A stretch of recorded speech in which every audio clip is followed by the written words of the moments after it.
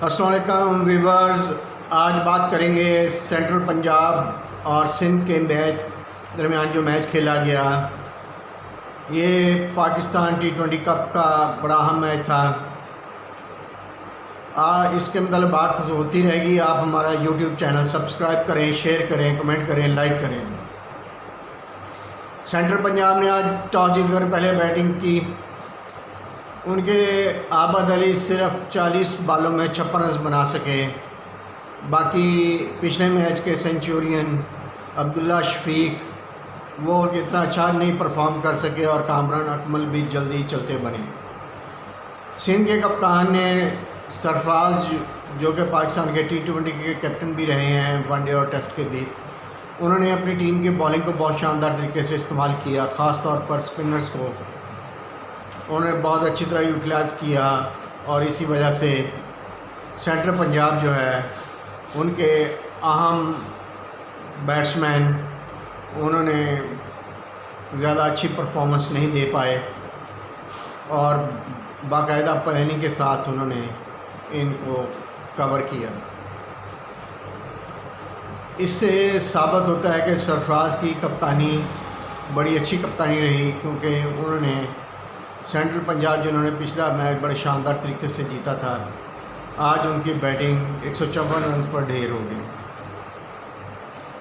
उनके बैटिंग में सिवाय आबद अली के कोई ख़ास परफॉर्मेंस नज़र नहीं आई। देखा जाए तो असगर ने 4 ओवर्स में 22 रन देकर 2 विकेट लिए। ये उनकी भी शानदार परफॉर्मेंस थी।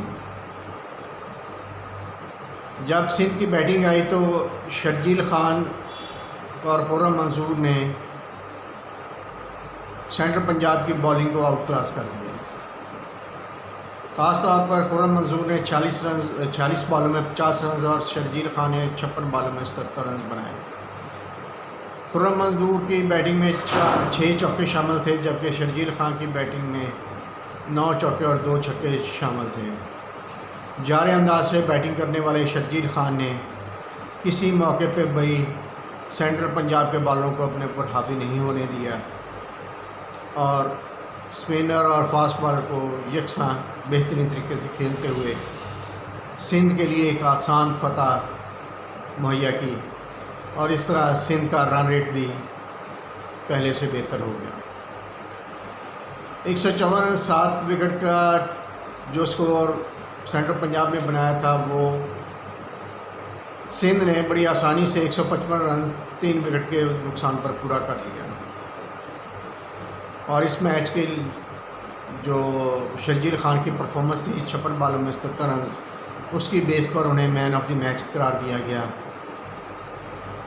उम्मीद करते हैं शर्जील खान जैसे बैटिंग करते हैं आइंदा तमाशाई को ऐसी ही बैटिंग देखने को मिलेगी और सिंध रिकवरी करते हुए आगे बढ़ता जाएगा।